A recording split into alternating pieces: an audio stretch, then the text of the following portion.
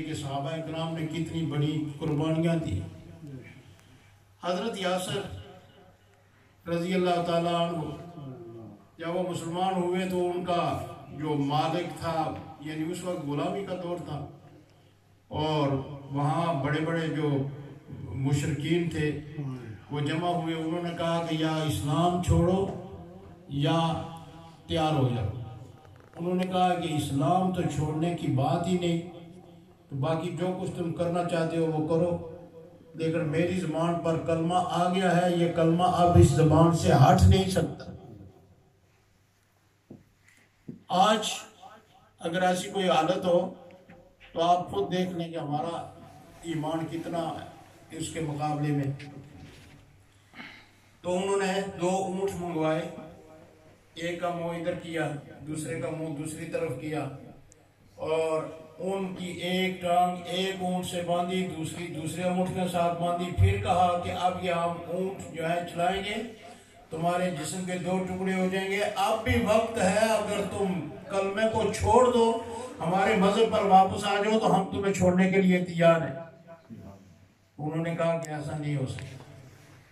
پھر ان ظالم لوگوں نے، ظاہر وہ کافر تھے، انہوں نے وہ اونٹ چلائے، اور آپ کے جسم، جو مورخین ہیں تاریخ جنہوں نے لکھی ہے، وہ کہتے ہیں کہ آواز دیتے ہوئے ان کا جسم 2 حصوں میں تقسیم ہو گیا، لیکن آپ نے اپنی زبان سے کلمے کو نہیں چھوڑا، کلمہ طیبہ کو نہیں چھوڑا۔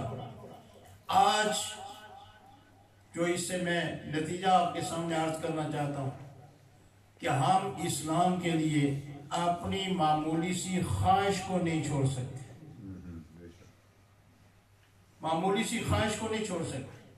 مثلا کوئی آدمی جو ہے وہ نشے کا عادی ہے، اب یہ اس کی عادت ہے، اس کی ضرورت نہیں ہے، یہ اس کی عادت ہے، اور اسے یہ کہا جائے کہ یہ شریعت میں اللہ کے رسول صلی اللہ علیہ وسلم نے اس کو جائز نہیں رکھا، یہ حرام ہے، تم اس کو چھوڑ دو، تو اب اس کے مقابلے میں ہے کیا کہ صرف اس نے اپنی خواہش کو ٹھکرانا ہے، اپنی خواہش کو حضور صلی اللہ علیہ وسلم کے حکم پر قربان کرنا ہے۔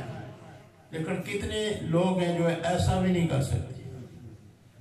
یہ نماز پڑھنا یہ اللہ تعالیٰ کا حکم ہے، اور کلمہ طیبہ کی سب سے پہلی دلیل یا شہادت اور گواہی یہ نماز کا عمل ہے۔ جس طرح کہ امام شافعی رحمۃ اللہ علیہ نے فرمایا کہ ایک شخص اگر 3 دن مسلسل نماز نہیں پڑھتا اور کسی نے اس کو محلے میں نہیں دیکھا نماز پڑھتے ہوئے، چوتھے دن وہ اچانک فوت ہو جاتا ہے، تو اس کی اسلام کی گواہی نہیں دی جا سکتی کہ یہ مسلمان تھا۔ اب ایک شخص دنیا کے کاموں میں تو الجھ گیا، لیکن وہ اس خواہش کو یا اس وقت کو اللہ اور اللہ کے رسول کے حکم پر قربان نہیں کرتا، وہ اپنے آپ کو پیچھے نہیں کرتا اور اللہ کے حکم کو آگے نہیں کرتا۔ اگر اللہ کے حکم کو آگے کرے تو وہ ہر نماز وہ پڑھ سکتا ہے، لوگ پڑھتے ہیں۔ اب انہوں نے اپنی جان قربان کر دی لیکن کلمے کو نہیں چھوڑا۔ لیکن آج ہم ہیں کہ ہمیں اتنی بھی قدر نہیں کہ اسلام کے جو فرائض ہیں، جو اسلام کے محرمات ہیں، جن چیزوں کو اسلام نے حرام کیا ہے، ان کی خواہش جب دل میں پیدا ہو تو ہم اس کو چھوڑ دیں صرف اللہ اور اللہ کے رسول کی رضا کے لیے۔ اگر کوئی ایسا کرتا ہے تو وہ تو کامل مومن ہے، اور اگر ایسا کوئی نہیں کر سکتا تو پھر ہم ان لوگوں کے مقابلے میں آپ خود دیکھیں کہ ہمارا مقام کیا ہے۔